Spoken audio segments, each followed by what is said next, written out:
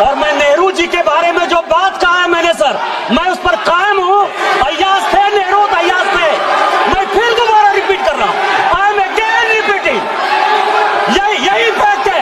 पंडित जवाहरलाल नेहरू इस देश के लिए जिए, सुन लीजिए, बेच लो यार और बाकी भी बेच देंगे। पंडित जवाहरलाल नेहरू इस देश के लिए जिए और देश की सेवा करते करते उन्होंने दम तोड़ा।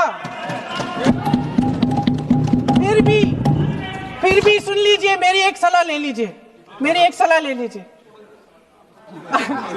सर मैं आपको आपके माध्यम से सलाह दे रहे हैं, अब छोड़ना नहीं। सर मैं आपके माध्यम से एक सलाह दे देती हूँ।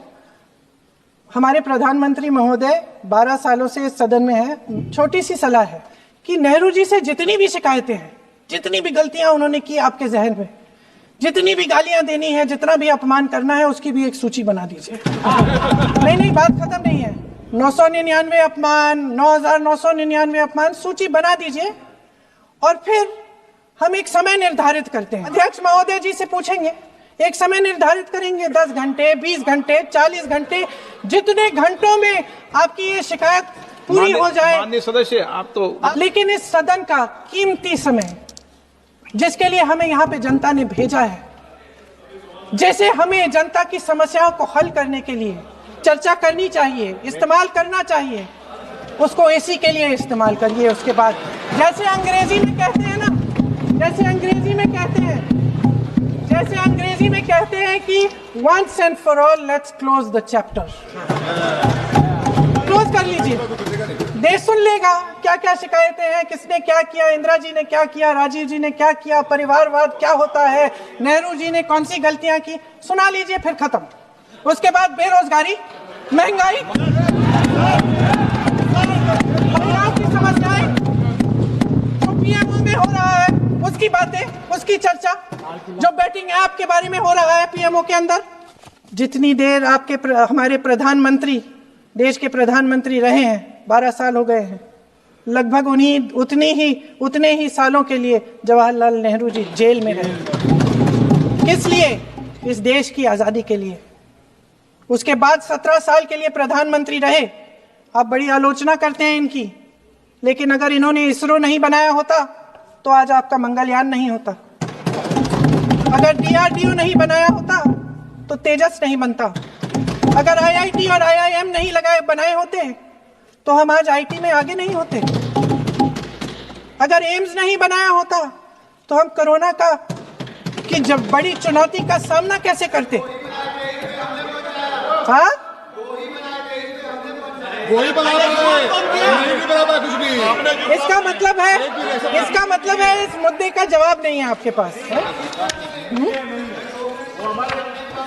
अगर इन्होंने BHEL, गेल, सेल, भाखड़ा नंगल ये सब नहीं बनाया होता जो आप सब बेच रहे हैं,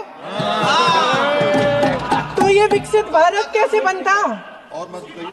क्या सत्ता पक्ष के हमारे साथी इतने अहंकारी हो गए हैं कि अपने आप को महात्मा गांधी जी से, राजेंद्र प्रसाद जी से, बाबा साहब अंबेडकर जी से, मौलाना आजाद जी से, सरदार पटेल जी से, सुभाष चंद्र बोस जी से बड़ा समझने लग गए हैं?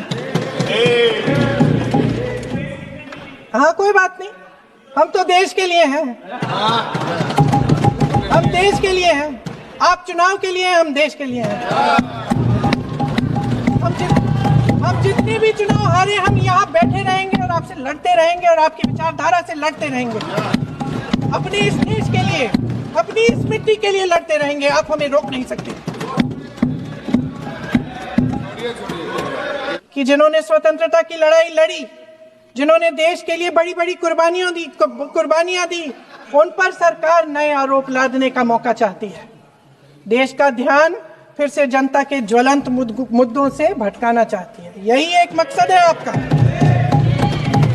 आपका मकसद है कि हम फिर से उसी अतीत में मंडराते रहें, उसी की तरफ हम देखते रहें जो हो चुका है, जो बीत चुका है, क्योंकि ये सरकार वर्तमान और भविष्य की ओर देखना ही नहीं चाहती।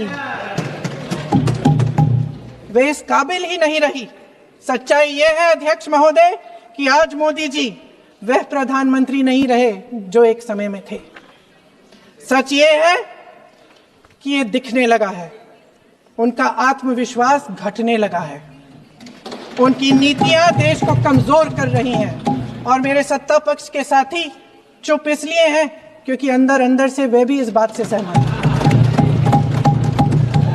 आज देश के लोग खुश नहीं हैं अध्यक्ष महोदय, परेशान हैं, तमाम समस्याओं से घिरे हुए हैं, तमाम समस्याओं से घिरे हुए हैं और उन समस्याओं का हल आप निकाल नहीं रहे हैं।